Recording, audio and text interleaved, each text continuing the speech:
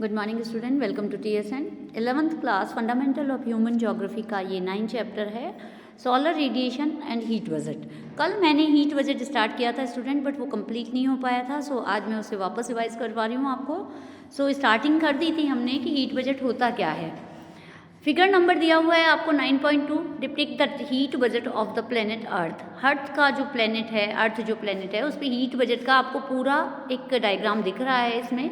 The earth as a whole does not accumulate or lose heat. आपको पता है जब सबसे पहले हमने स्टार्ट किया था टॉपिक, तब आइसोलेशन के बारे में हमने पढ़ा था कि व्हाट इज आइसोलेशन। आइसोलेशन वो होता है जो सन रेज से हमें प्राप्त होता है, जो सन की रेडिएशन हमें प्राप्त होती है, उनका अदर नेम आइसोलेशन है। सो आइसोलेशन जब पूरा क्या हमारी अर्थ पूरा ऑब्जर्व करती है, सो इसके बारे में हीट बजट होता है। जैसे हम बजट बनाते हैं तो वो भी यहाँ पर मेंटेन होता है कि हीट बजट कैसे मेंटेन होता है अर्थ के ऊपर। यदि सोलर रेडिएशन हमें सारी मिलने लग जाए तो अर्थ जलने लग जाएगी। वो क्या करती है, अर्थ उसे लेती है और उसे ऑब्जर्व जितना होता है उसे ऑब्जर्व करती है, उसके बाद वो वापस उसे रिटर्न कर देती है। इट मेंटेन इट्स टेम्परेचर, और यही क्या करता है, टेम्परेचर को मेंटेन करता है। अदरवाइज टेम्परेचर बहुत हाई होता अर्थ का। So this can happen only if the amount of heat received in the form of isolation insolation equal to the amount loss by the earth through terrestrial radiation. हमने कल पढ़ा था terrestrial radiation क्या होती है।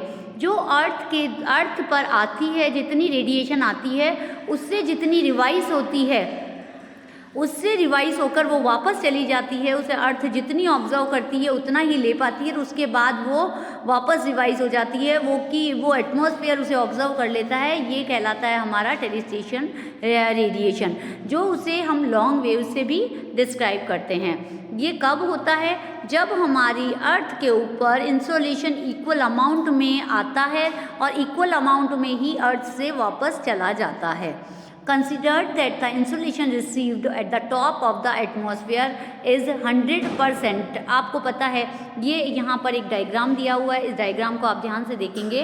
अर्थ का जो एटमॉस्फेयर है उसके अंदर 100% इंसोलेशन कम्प्लीटली आती है। सोलर से जो रेडिएशन आती है वो 100% आती है। अब इसके बाद क्या होता है, while passing through the atmosphere some amount of energy is reflected. जब वो रेडिएशन, सोलर रेडिएशन 100% तक कवर करती है, उसके बाद वो क्या करती है, रिफ्लेक्ट होती है वापस। कितने परसेंट, वो यहाँ पर दिया गया है। Scattered and absorbed only the remaining percent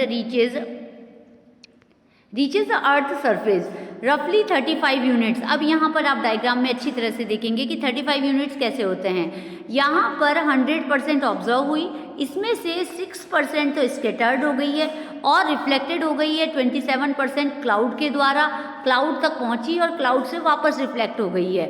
ठीक है ना। इसके बाद 2% जो है, 2% कहाँ से रिफ्लेक्ट हुई है, 2% स्नो से हुई है, जिसे हम एब्जॉर्ब ऑफ द अर्थ। 2% यहाँ पर अर्थ पर जो स्नो है, उस स्नो से रिफ्लेक्शन होके, वो रिफ्लेक्ट होके 2% वापस चली गई। तो यहाँ पर 6% plus 27% plus 2% is equal to 35%। मतलब एटमॉस्फेयर से 35%, यहाँ से ही 35% तो वापस रिफ्लेक्ट हो गई। बची 65%, उसका क्या रेशियो रहता है वो यहाँ डिस्क्राइब करती हूँ। Roughly 35 units are reflected back to space even before reaching the earth surface। मतलब अर्थ सरफेस तक 35% तो पहुंची ही नहीं है और वो वापस रिफ्लेक्ट हो गई है वापस एटमॉस्फेयर में। Of these 27 units are reflected back to the top of the clouds, जो क्लाउड से रिटर्न हो गई है, and 2 units from snow and ice covered area of the earth।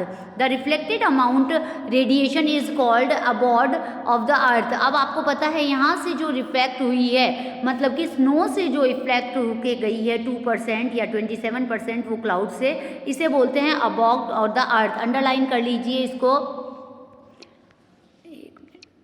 ये यहाँ पर आपको अंडरलाइन करना है। इसे क्या कहता है, the reflected amount of radiation is called albedo of the earth. Albedo of the earth कहलाता है वो।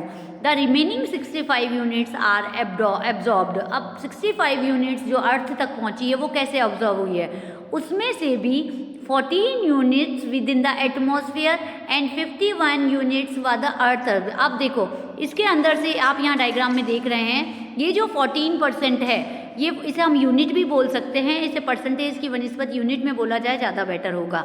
14% आते आते एटमॉस्फेयर में ही ऑब्जर्व हो गई, सो ये भी खत्म हो गई। नेक्स्ट बची है 51% या 51 यूनिट, वो 51 यूनिट 34 और 17 ये सारी किस